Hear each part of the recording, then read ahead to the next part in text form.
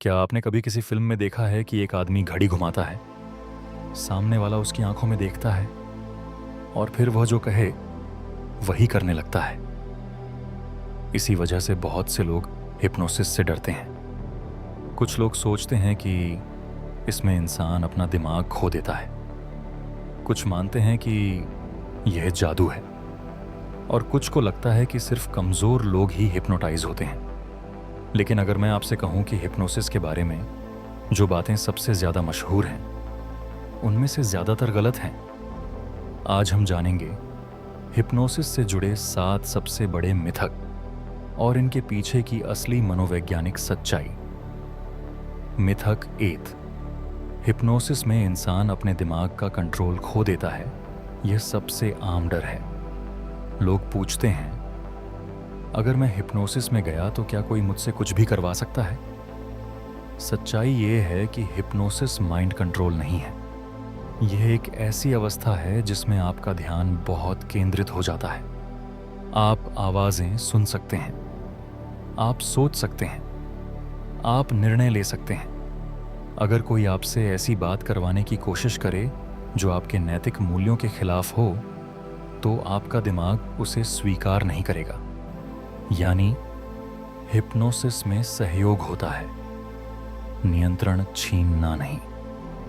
मिथक 2, हिप्नोसिस मतलब गहरी नींद। बहुत लोग कहते हैं, मुझे तो सब याद था, शायद मैं हिप्नोटाइज नहीं हुआ। असल में हिप्नोसिस और नींद अलग चीज़ें हैं। जब आप कोई फिल्म इतने ध्यान से देखते हैं कि आसपास की दुनिया भूल जाते हैं, या किताब पढ़ते पढ़ते समय का पता नहीं चलता, तो आपका दिमाग फोकस्ड अटेंशन की अवस्था में होता है।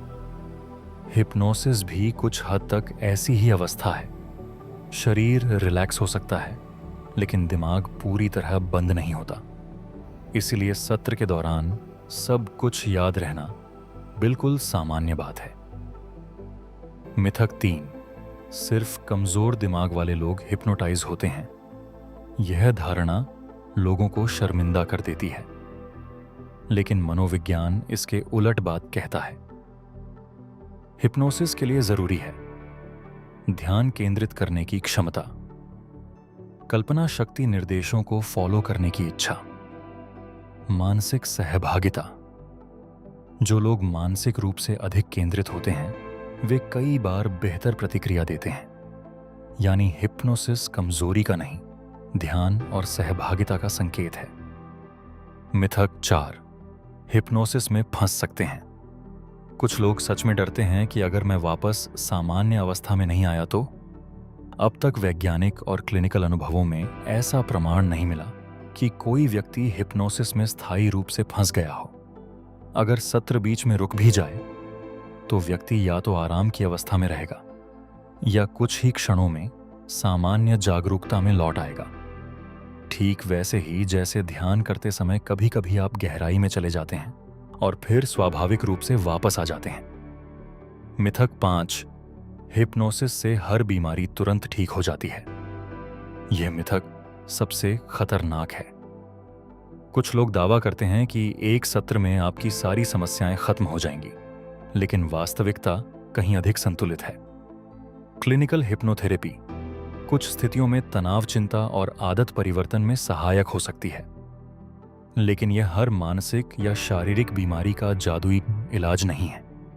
अगर कोई व्यक्ति चिकित्सा उपचार छोड़कर सिर्फ चमत्कारी दावों पर भरोसा करने लगे तो यह नुकसानदायक हो सकता है। मिथक 6, स्टेज हिप्नोसिस और थेरेपी एक ही चीज है। टीवी पर आपने देखा होगा कि लोग मंच पर नाचने लगते हैं या मजेदार हरकतें करते हैं। यहीं से भ्रम पैदा होता है। स्टेज हिप्नोसिस का उद्देश्य मनोरंजन होता है। वहां ऐसे लोग चुने जाते हैं जो पहले से भाग लेने के लिए तैयार हों और सामाजिक माहौल में अधिक प्रतिक्रियाशील हों, जबकि क्लिनिकल हिप्नोथेरेपी का उद्देश्य व्यक्ति की मदद करना होता है। उदाहरण के लिए डर कम करना, तनाव संभालना, आत्मविश्वास बढ़ाना और नकारात्मक आदतों पर काम करना। दोनों में कुछ तकनीकी समानताएं हो सकती हैं, लेकिन उद्देश्य पूरी तरह अलग है। मिथक 7, हिप्नोसिस से छिपी हुई सारी यादें सच सच बाहर आ जाती हैं। फिल्मों में अक्सर दिखाया जाता है कि हिप्नोसिस के दौरान व्यक्ति हर घटना बिल्कुल सच बता देता है, लेकिन मानव स्मृति कैमरे की रिकॉर्डिंग नहीं होती। हमारी यादें भावनाओं, कल्पना, सुझाव और बाद के अनुभवों से प्रभावित हो सकती हैं। हिप्नोसिस के दौरान व्यक्ति कुछ अनुभवों को अधिक जीवंत महसूस कर सकता है, लेकिन इसका मतलब यह नहीं कि हर याद पूरी तरह ऐतिहासिक सत्य हो। इसीलिए प्रशिक्षित पेशेवर स्मृति से जुड़े काम में बहुत सावधानी बरतते हैं। तो आइए जल्दी से दोहराते हैं। हिप्नोसिस के साथ सबसे बड़े मिथक हैं। कंट्रोल खो जाता है। यह गहरी नींद है।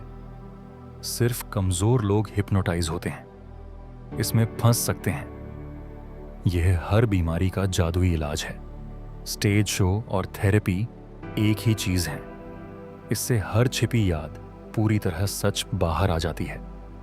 हिप्नोसिस को समझने का सही तरीका यह है कि यह ध्यान, रिलैक्सेशन, कल्पना और सकारात्मक सुझावों के माध्यम से काम करने वाली एक मनोवैज्ञानिक प्रक्रिया है।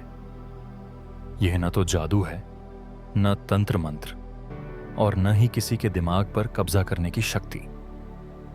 अगर यह वीडियो आपके किसी भ्रम को दूर करने में मददगार रहा हो तो इसे लाइक करें और कमेंट में जरूर बताइए इन 7 मिथकों में से आप पहले किस पर विश्वास करते थे।